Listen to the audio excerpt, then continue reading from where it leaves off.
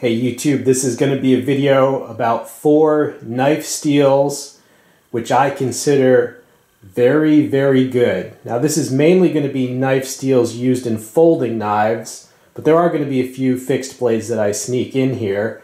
Alright, but mainly 4 of my favorite steels for folding knives, and I think you can guess what the first one is from this assortment of blades.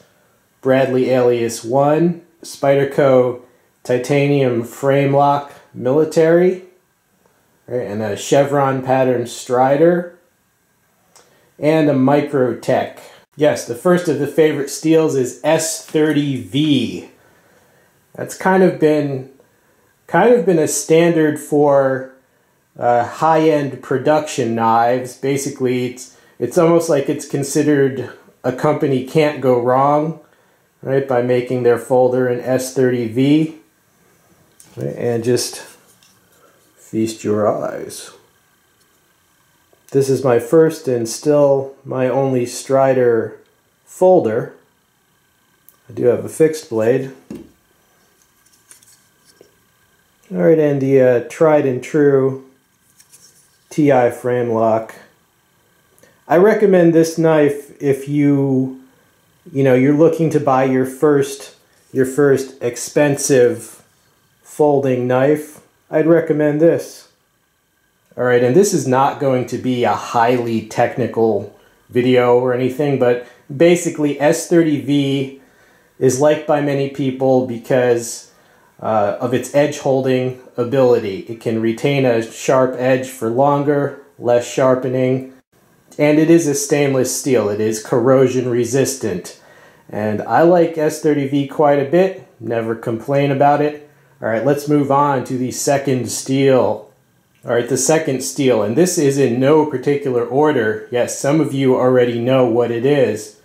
Alright, you have a Dragonfly, Rockstead Chi, Almar Eagle Talon, Spyderco Stretch, Cali 3.5, and a Cali 3 from Spyderco.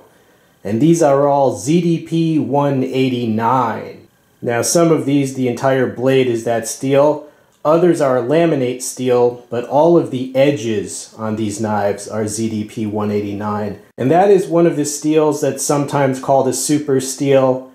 It can be hardened to an extremely high hardness. Most of these Spydercos are 64 HRC. And again, it's prized because of its edge retention abilities. I like this steel quite a bit. You know, when I first heard of it, I was as skeptical as anyone else. But the first of these knives in this steel that I got is this Spyderco Stretch ZDP. All right, and I used it to cut a lot of things. I tested it out, and this will straight down guillotine right through a phone book if you want it to.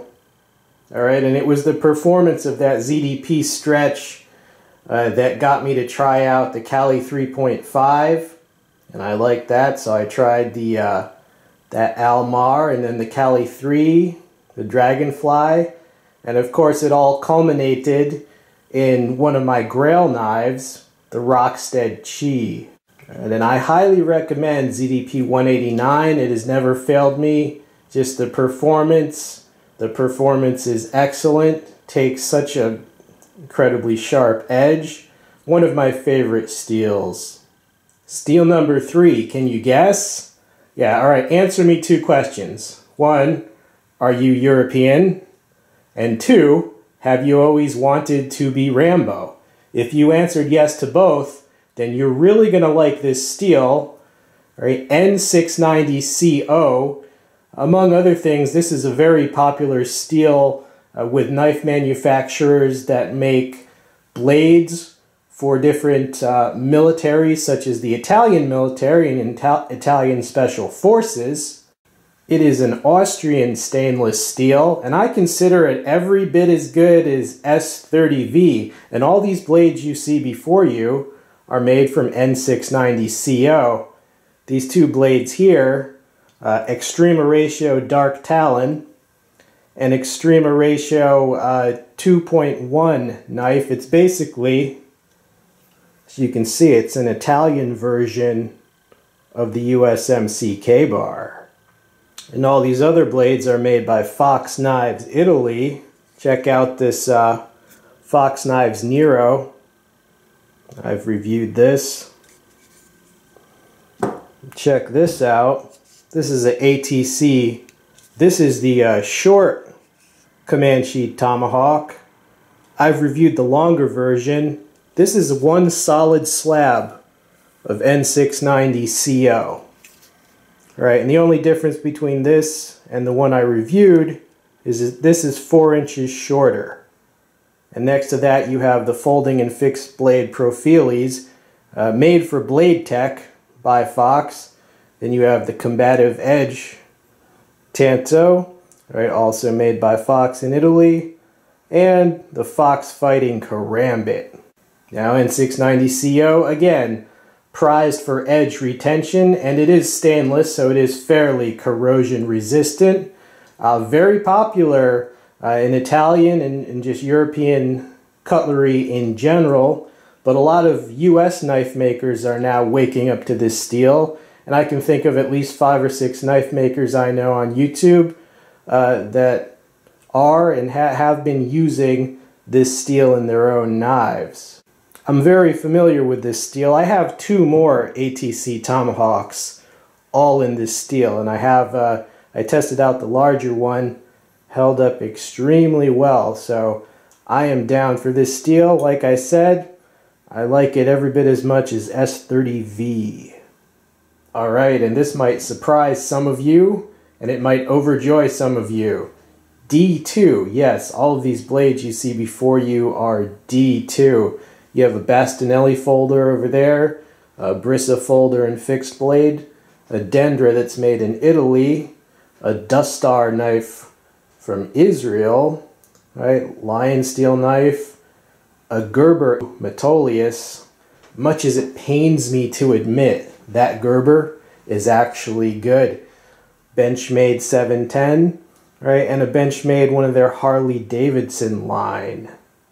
Alright, let's take a look at the good Gerber. You're like, a Gerber that you like? Indeed, the Gerber D2 Metolius, it is actually a good knife. I had the 440C version, still do, right? And I used that one much more, but it prompted me to get this one. And you know what's funny about this? One of the best Gerber knives, you can't buy it. It's only sold in Cabela's as far as I've seen. And it's sold out about 9 months out of the year. So Gerber finally comes through, and then they don't let most of you actually buy the knife. Alright, so now you're saying, oh, why are you showing D2? That's not a fancy, that's just an old tool steel. That's not a fancy, smanchy, sought-after steel. Well, it's still a workhorse. It still performs. These are all, I would recommend any of these knives. I've reviewed them all. And D2, what can I say? I believe in D2. I certainly don't think, you know, D2's days are over, and I don't consider it a bad steel. It might be a less expensive steel, but that doesn't mean it's a bad steel. Why is it called a tool steel? Well, it got to be a pretty tough steel to be used in industrial tools, don't you think? And yeah, true, it's not like super highly sought after or anything, but I really honestly thought D2 deserved an honorable mention because, as I said, every one of these blades I would recommend. Alright, and we have a delegate here from each of the 4 steels, and they have all voted and they've decided that your life is now forfeit. No, I'm kidding. I hope you enjoyed the video discussion, you know, just 4 of my favorite steels, 4 folding knives, but a few fixed blades snuck in. All right, and I will do a separate video on my favorite steel for larger fixed blades, so stay tuned for that. This has been We All Juggle Knives. I'm out.